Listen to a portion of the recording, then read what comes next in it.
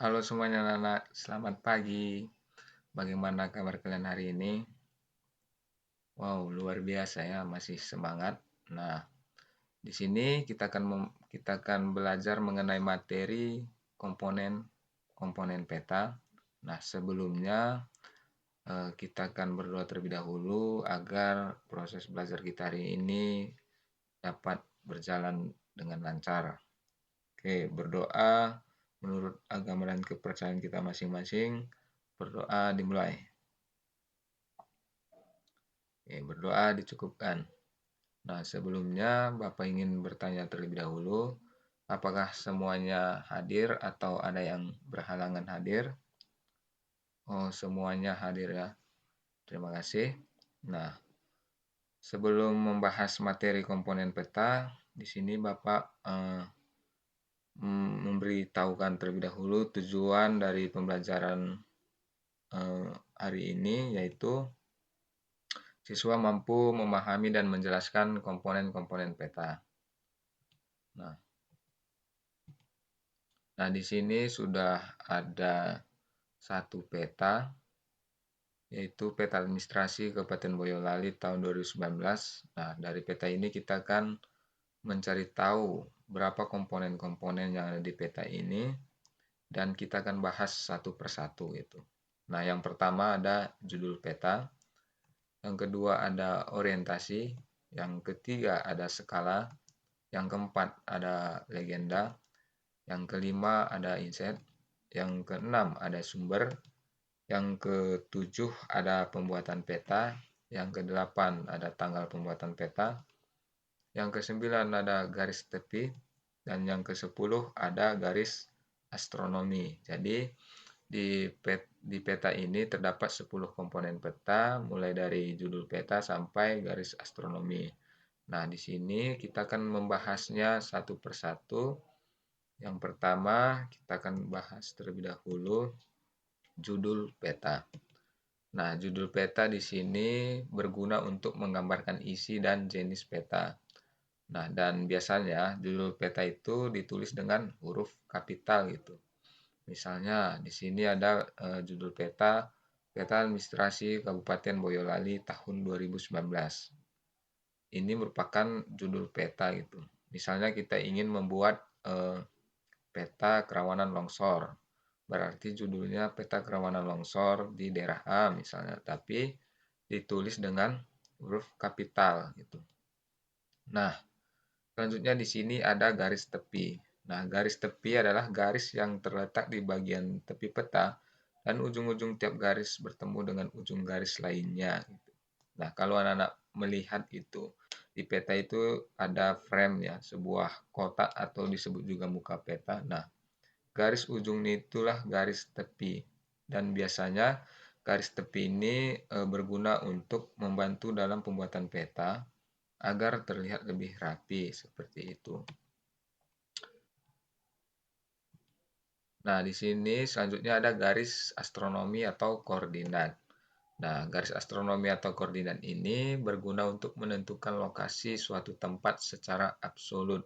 Nah, absolut dalam artian tetap dan pasti seperti itu. Dan biasanya koordinat itu dibagi menjadi dua, ada koordinat geografis dan UTM atau Unit Transverse Mercator. Nah, biasanya kedua koordinat ini memiliki satuan. Nah, kalau koordinat geografis, satuannya yaitu derajat, menit, dan detik. Nah, sedangkan kalau UTM, satuannya meter gitu. Kalau misalnya koordinat geografis, berarti contohnya misalnya 10 derajat, 30 menit, 00 detik, seperti itu.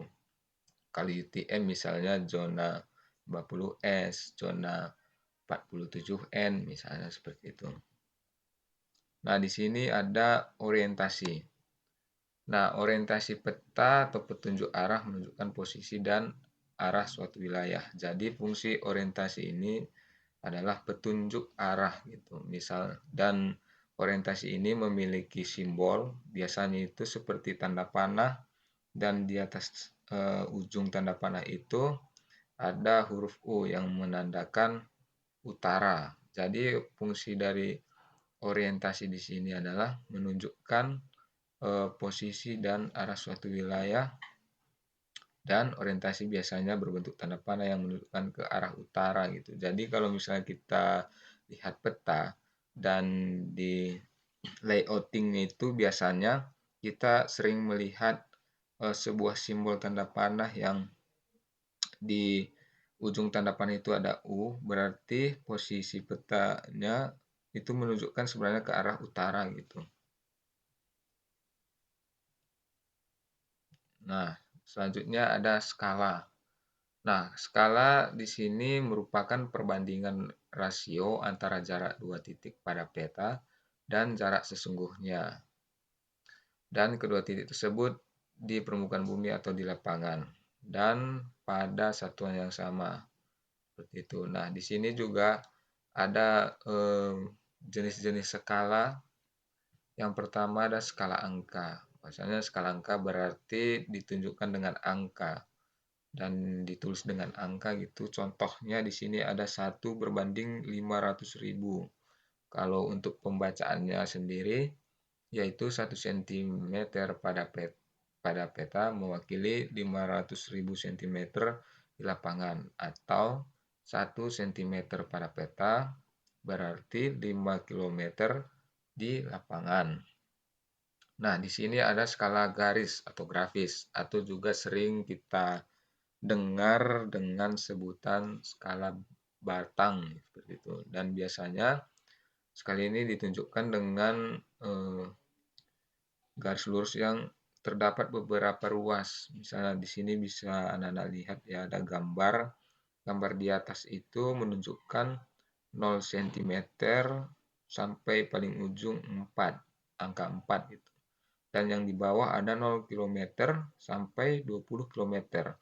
Nah, untuk cara pembacanya sendiri sebenarnya sama dengan skala angka, tapi ini acuannya di ruas. Berarti di sini ada 0 cm sampai 4. Nah, kita bisa lihat ya bahwasannya ruasnya juga itu terdapat 4 ruas, berarti 4 cm. Nah, di bawahnya itu ada 0 km sampai 20 km. Berarti cara membaca skala ini 4 cm di peta sama halnya dengan 20 km di eh, lapangan gitu. Ini untuk membaca skala batang. Nah, selanjutnya ada skala verbal. Nah, kalau untuk jenis skala verbal sendiri, ini merupakan skala yang jarang sekali digunakan di Indonesia atau peta-peta Indonesia karena memang skala ini digunakan oleh orang-orang Amerika dan Eropa. Dan untuk artinya sendiri biasanya dinyatakan dalam kalimat. Dan contohnya misalnya di sini ada 1 inci di peta menyatakan jarak 1 mil di lapangan. Seperti itu. Nah, selanjutnya ada legenda dan simbol. Nah, legenda di sini artinya adalah keterangan seperti itu, dan simbol di sini adalah mewakili kenampakan yang ada di permukaan bumi. Nah, di sini ada beberapa jenis simbol. Yang pertama ada simbol titik. Dan simbol titik ini biasa digunakan untuk menyajikan tempat atau data posisional dan bentuknya seperti titik gitu.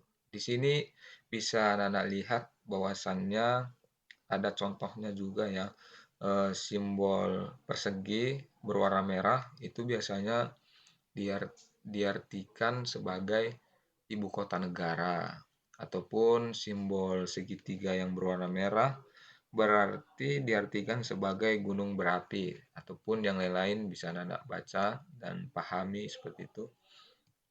Nah, selanjutnya ada simbol garis. Nah, kalau simbol garis ini berhubungan dengan jarak dan bentuknya memanjang seperti itu. Dan biasanya digunakan seperti simbol sungai, jalan raya, rel kereta api, batas batas wilayah itu bisa dilihat juga ya. Di sini ada beberapa contoh dari simbol garis, ada sungai sampai batas daerah. Nah, selanjutnya ada area. Bahwasanya kalau simbol area ini berhubungan dengan luasan. Jadi kalau misalnya kita membuat peta dan ada suatu area wilayah yang memang berbentuk luasan, berarti kita memberi simbol area. Di sini ada contohnya seperti danau, rawa, sawah, dan lain-lain. Nah, selanjutnya kita akan membahas inset. Nah, bahwasanya inset itu menunjukkan kedudukan daerah yang dipetakan terhadap daerah sekitarnya dan berfungsi untuk menjelaskan antara wilayah pada peta utama dengan wilayah lain di sekelilingnya. Nah, di sini ada contohnya misalnya peta Kabupaten Boyolali untuk mengetahui posisi di Pulau Jawa, maka dibuat peta Pulau Jawa seperti itu. Nah, kalau misalnya kita ingin membuat peta inset, kalau misalnya konteksnya peta desa, berarti di inset itu kita juga menampilkan kecamatan agar kita mengetahui desa ini berada di kecamatan mana seperti itu. Kalaupun misalnya kita ingin membuat peta kecamatan, berarti di inset kita membuat peta kabupatennya juga gitu. Biar kita mengetahui kecamatan ini berada di kabupaten mana. Begitu juga dengan kabupaten, berarti kita akan membuat peta provinsinya gitu. Nah, ini sebenarnya untuk mengetahui daerah di sekitarnya seperti itu. Berarti setiap peta yang diinginkan berarti naik satu tingkat. Tadi misalnya peta desa berarti di insertnya harus disertakan kecamatan dan seterusnya seperti itu. Nah, selanjutnya ada sumber data dan tahun pembuatan peta ya. Nah, sumber data sendiri berarti ketika kita ingin membuat peta, berarti kita membutuhkan data peta ini dari mana seperti itu. Nah, sumber data PT ini biasanya dari dua sumber, ada yang surveyor langsung ke lapangan, yaitu melakukan pengukuran dan lain-lain, ada juga sumber online. Nah, biasanya kalau sumber online ini dapat kita dapatkan datanya dari beberapa website, tapi dari website pemerintah sendiri ada namanya Indonesia Geospasial atau bisa di searching juga dengan kata kunci Inageo Portal. Nah, biasanya di website itu sudah lengkap peta dari Sabang sampai Merauke, mulai dari peta desa, kecamatan, kabupaten, dan provinsi. Seperti itu. Nah, selanjutnya ada tahun pembuatan peta. Nah, di sini tahun pembuatan peta itu dapat membantu pembaca peta untuk mengetahui kapan peta dibuat, karena waktu pembuatan peta akan berkaitan dengan keakuratan data yang digunakan.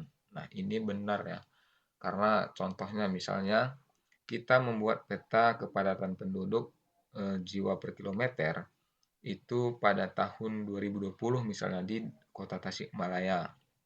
Nah, ketika kita ingin membuat peta lagi di tahun 2025, apakah peta 2020 itu masih akurat ketika kita gunakan di 2025? Sudah pasti tidak akurat karena data kan cepat berubah. Mungkin dari data pertumbuhan penduduk dan lain-lain itu berarti berpengaruh juga kepada hasil petanya. Maka di sini tahun pembuatan peta itu memang sangat eh, sangat ini ya, sangat berpengaruh gitu dengan keakuratan data.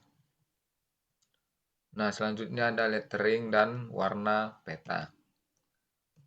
Nah, lettering berarti semua tulisan yang terdapat pada peta, dan penggunaan huruf peta ada beberapa penggunaan yang harus diperhatikan dalam pembuatan peta. Yang pertama ada huruf kapital tegak. Nah, biasanya huruf kapital tegak ini diberikan untuk penamaan benua, provinsi. Nah, ada huruf kapital miring, ini juga biasanya untuk penamaan samudra atau lautan seperti itu, dan ada kapital kecil tegak. Ini biasanya untuk penamaan kota atau kabupaten ataupun nama-nama wilayah seperti itu. Nah, di sini ada kapital kecil miring. Nah, biasanya digunakan untuk penamaan sungai, danau, dan lain-lain. Nah, di sini juga ada warna peta, biasanya untuk menonjolkan perbedaan objek pada peta. Nah, yang pertama ada warna coklat. Nah, warna coklat di sini menggambarkan kenampakan daerah, pegunungan atau dataran tinggi. Yang kedua ada warna biru. Nah, warna biru ini menggambarkan kenampakan wilayah perairan berupa laut, sungai, danau, dan lain-lain.